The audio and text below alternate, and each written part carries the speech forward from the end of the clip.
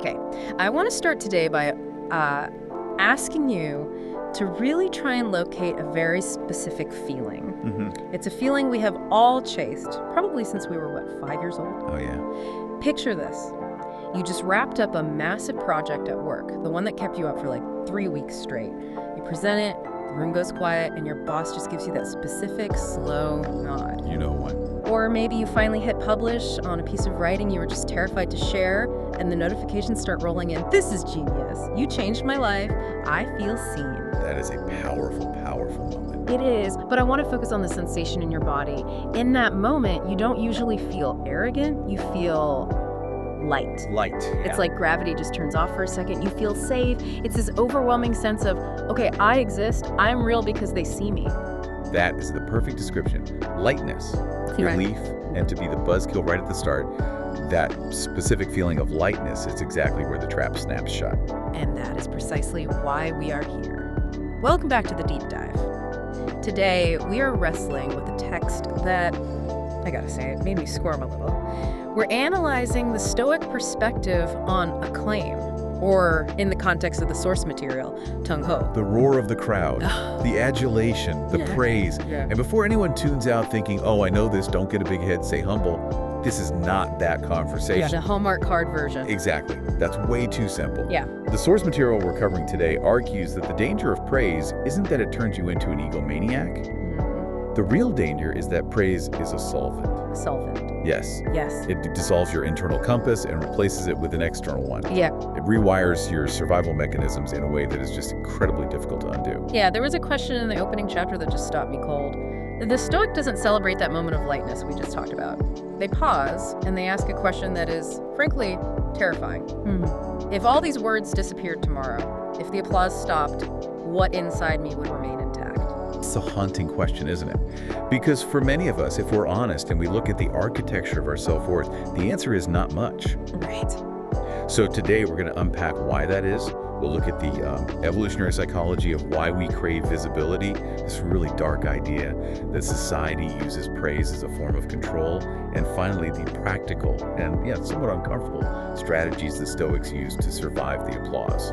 You keep using that word survive. It feels so intense for a topic about compliments. In this context, it's really the only word that fits. The Stoic views excessive praise as a high-threat environment. They treat a standing ovation with the same tactical caution as a battlefield. Wow. Because both can destroy you. One just feels better while it's happening. Okay, let's get into it. Section 1, the psychology of visibility. Why does that praise hit us so hard? Is it just narcissism? Are we all just needy little creatures? It's deeper than ego. It's biology, it's the lizard brain. You have to remember, for 99% of human history, being isolated meant death. If the tribe didn't see you or didn't like you, you didn't eat. You were left for the tigers. Right, there's no lone wolf in the Paleolithic era, there's just a dead wolf. Exactly. So when your brain gets praised today, even if it's just a digital like or a compliment on a slide deck, it doesn't process it as, oh nice, a professional courtesy. No. It processes it as, I am safe, I will not die tonight, the herd has accepted me. So that warm, fuzzy feeling isn't pride, it's basically ancient survival anxiety just turning off. Precisely. It's the cessation of a threat response. But the source material makes a really critical distinction here that I think explains our modern condition perfectly. It talks about the fear of invisibility. Yeah, this part really resonated. The text argues that a lot of people claim they don't want fame, and that's probably true. They don't want paparazzi on their lawn. Sure. But they are terrified that if nobody mentions them, they don't actually exist. It's that modern philosophical dilemma. If a tree falls in the forest and no one tweets about it, did it make a sound? If I do a good deed and no one acknowledges it, did it even have value? And praise just solves that existential fear instantly. It confirms, yes, you are real. But the source argues that because it solves it so quickly, it leaves these long-term aftershocks. It creates a confusion between two things, value and image. Okay, break that down for us, because I think I'm guilty of conflating those all the time. We all are. Value is the work itself. It's the code you write at 2 a.m., the way you parent your child when they're screaming, the painting you make in the garage. Value is what exists when the door is locked. Right. Image is the artifact you curate so that others keep looking. The danger of praise is that it welds these two together. So you start to think that the applause is the value. Correct. And once that merger happens, you stop optimizing for the work. You stop trying to make the thing good. You start optimizing for the reaction to the work. You stop being a creator and start being a curator of your own reputation. Yes, a manager of the image, rather than a generator of value. And this leads to what the text calls the identity switch. This part felt like a personal attack. I know. Because initially, praise is just motivation, good job, keep going, but very quickly it becomes identity. I am the smart one, I am the successful one, I am the funny guy. And that is the most fragile house you could possibly live in. Because the Stoic asks the cold question. If I am no longer called the smart one, if I make a mistake, who am I? Right. If you strip away the adjective, is there a noun left underneath? It's terrifying because we let that external label become the structural, load-bearing wall of our personality. And if you take out the wall, the whole house just collapses. And that fear of collapse is what makes us compliant. If my identity is the reliable one, I can never take a risk that might look unreliable. I'm trapped by the adjective. Which, that brings us to the mechanism of how that trap works socially. Let's shift gears, because this isn't just about us being needy. The source argues that society needs to give praise. There's a function to it. Yes. This isn't just a personal failing. It's a social utility. The crowd needs a focal point. A story is just easier to tell if there's a hero. Complexity is hard. Archetypes are easy. So when someone does something well, society doesn't just say, that was a good act. They say, this is a great person. This is the halo effect the source talks about. I see this everywhere. Everywhere. Someone is good at, I don't know, writing investment advice, and suddenly people are asking them about their marriage, their diet, their moral philosophy on war. It's absurd, right? But we do it constantly. If you're high competence in one area, we just assume you are high competence in all areas. We stretch a single success into a perfect personality. Which no human can live up to. No one. And the source makes a great point here. No human being can actually live up to that. It's setting you up for a fall. But it's also setting you up to be used. Yes. This is where we get into the control aspect. Yeah. The text describes praise as a form of soft discipline. Soft discipline. That sounds like a contradiction. Discipline is usually punishment, a fine, a scolding. How is a compliment discipline? Well, think about how you train a dog. You don't just hit it when it's bad. You give it a treat when it does exactly what you want. Okay. So when you are praised for a specific behavior, say being the agreeable employee or the non-controversial writer, you get a dopamine hit. You feel good, but that praise creates a contract. Contract. Yes, you are now bound to that behavior. The crowd has said, we like this version of you. If you try something different or messy or complex, the praise is withdrawn. And that withdrawal feels like a punishment. Exactly. So it's a leash. It's a golden leash. That's still a leash. It's the most effective leash there is. Punishment makes people rebel. Praise makes people comply. It's a way for the crowd to say, stay in this box. We like you in this box. If you step out, you don't just lose the praise. You feel the chill of the crowd turning away. And that keeps people compliant more effectively than any threat could. And that connects to the idea of avoiding responsibility. The text says by elevating one person as a representative, the crowd gets to be lazy. Can you unpack that? Sure. It's the idea of outsourcing morality. If I can point to a hero, someone who represents all my values perfectly, then I don't have to do the hard work of embodying those values myself. I can just clap for them. You got it. They are good, therefore I am good because I support them. Wow. So the hero is basically a beast of burden for the crowd's conscience. Exactly. And the Stoic refuses to take on that role. Because they know the bill always comes due, the crowd eventually gets bored, or the hero slips up, and the adoration turns to scorn instantly. Okay, so we have the psychological craving, the survival instinct, and we have the social trap, that golden leash. Let's talk about what this actually does to the human soul. Section 3, the existential cost. The source uses this phrase, the thinning of the self. It sounds like a horror movie title. It is a psychological horror, in a way. The thinning refers to the erosion of your internal dignity. Think about it geographically. You have an internal axis, a compass. It should point to, is this true to what I believe? Right. But under the weight of constant praise, that axis shifts. It becomes, will this disappoint the people clapping? You start navigating by their map, not yours. And when you do that, you lose substance. Yeah. You become a shell that just echoes the audience. You are thin because there is no density of conviction left, only the reflection of what others want. You become a mirror, not a source. And you lose freedom. That was a huge point in the text, the freedom to be clumsy. This is the tragedy of the expert. or the guru. Think about when you were unknown. You could try things. You could fail. You could be weird. You could have a bad take. Sure. Once you are elevated, you have to defend the loved version of yourself. You can no longer afford to be wrong.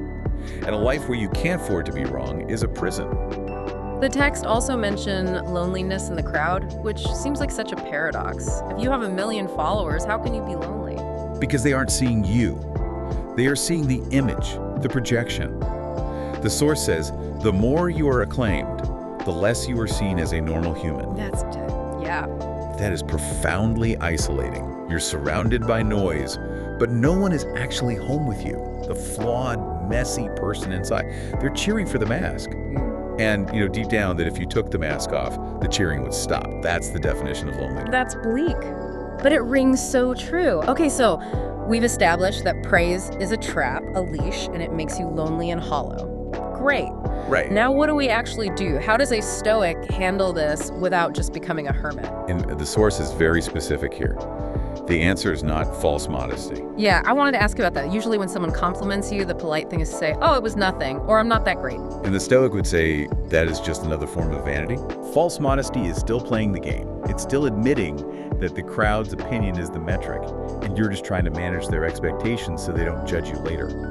It's still image management. It's still a performance. So if we don't embrace it and we don't fake reject it, what is the third option? The Stoic strategy is to stand still, to separate the deed from the image.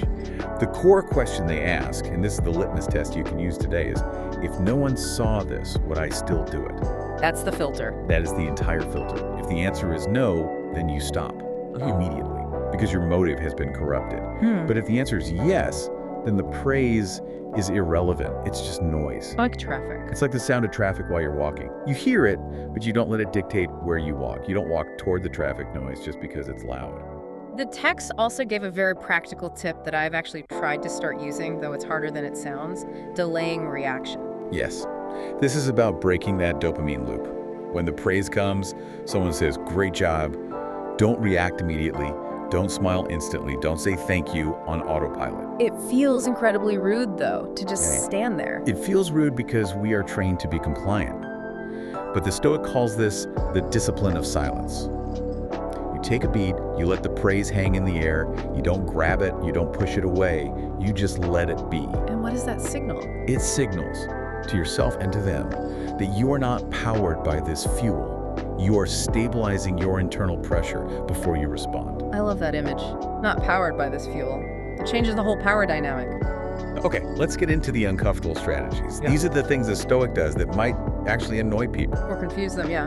The first one is refusing scope creep. We touched on this with the halo effect. Right. This happens all the time. You write a great cookbook and suddenly CNN wants you to comment on geopolitical conflict. Or you build a great app and people want you to explain the meaning of life. You're smart at X, so be our leader for Y. Exactly. And it's tempting to say yes. It feels good to be an expert. But the Stoic refuses to let praise expand their scope beyond their actual competence. They say no. They say, I don't know. And people hate that. Why do they hate it? Because it breaks the illusion of the hero. It reminds the crowd that you are just a person with a specific skill, not some kind of god. But the Stoic knows that accepting a role you aren't fit for is the quickest way to lose your soul. And then there's the return to the unseen. This was my favorite strategy in the whole text. It felt the most grounding. It is the most grounding. After a moment of high praise, you won an award, gave a big speech, the Stoic immediately finds a small, invisible task. Like what? They do the dishes, they file the paperwork, they fix the leaky faucet, they change a diaper. Is this some sort of self-punishment, like, I must suffer to stay humble? No, not at all. It's a reality check. It's to reset the axis. It's a physical reminder that I am still a biological organism that needs to chop wood and carry water. It prevents the inflation of the ego. It anchors you back in physical reality, which is the only place truth exists. It's hard to think of yourself as a golden god when you're scrubbing burnt lasagna off a pan. Exactly. It breaks the trance. It Yes. reminds you that you serve the work, you don't float above it. And the final strategy in this section was preparing for withdrawal. The Stoic is a realist. They know praise is weather. It is not the landscape, it's just weather. Enjoy the sun if you want, but don't build a house that collapses when it rains. because it will rain. They don't build their internal stability on land that is guaranteed to wash away. Talking through this, it makes me realize how much of our modern life is built on the absolute opposite of this. Social media is literally an architecture designed to maximize the addiction to praise. It's an industrial scale engine for external validation. Yeah. It is. And that's why these Stoic practices are more necessary now than they were in ancient Rome. I mean, Marcus Aurelius had people praising him, sure, but he didn't have a device in his pocket buzzing with dopamine notifications 200 times a day. The noise is louder now. The feedback loops are faster. The danger of losing your internal compass is just much, much higher. So if we follow this path, if we refuse the leash, if we scrub the pans, if we stand still, where does that leave us? The source talks about a promised land, but it's not what you'd expect. No, I think people expect the result to be that you stop caring about everything or you become cold. That's not it. The true promised land isn't a place where no one claps. It's not a place of total isolation. So what is it? It is a place where you simply don't need the clapping to function. You can hear it, but you aren't nourished by it. Exactly. You are solar-powered, not gas-powered, and the crowd is the gas station. You just don't need to stop there anymore. That's a great metaphor. The source uses a beautiful visual here. Imagine standing under a spotlight on a stage. The light is bright, it's warm, it feels good. Everyone is looking at you. Yeah. But the Stoic steps back just enough to see the shadow that the spotlight casts. To see both the light and the shadow at the same time. Yes, to see the distortion. To realize that the spotlight is artificial. When you can see the shadow, you are no longer blinded by the light. You regain your vision. It's about autonomy. It's Yeah. about reclaiming the driver's seat of your own life. That's it. It's about breaking the feedback loop that says, I do good, I get praise, therefore I am good. Right. And replacing it with, I do this because it is right. The praise is just a side effect, and the silence is also just a side effect. I think that brings us to the final provocative thought from the source. It's a question I've been mulling over since I read it. It's the ultimate test of whether you've actually internalized this. It's the only question that matters. The question is this. If tomorrow no one praises you for what you are doing, if the likes stop, the nods stop, the emails stop, and you are working in total obscurity, will you quit or will you continue? But this time, simply because it is true to who you are. It's a scary question. Because for a lot of us, if we're totally honest, the answer is, I'd probably quit. We'd realize how much of our effort was just a performance for the gallery. And that's the work, isn't it? To get to the place where the answer is I'd continue. That is the work. That is the only freedom worth having. To be able to say, I am doing this for the thing itself, that is the ultimate liberation. Well, on that heavy note, we're going to leave you to think about your own spotlights and shadows. This has been The Deep Dive. Thanks for listening, and thanks for being willing to sit in the uncomfortable silence with us. Until next time, Yeah. keep your compass internal.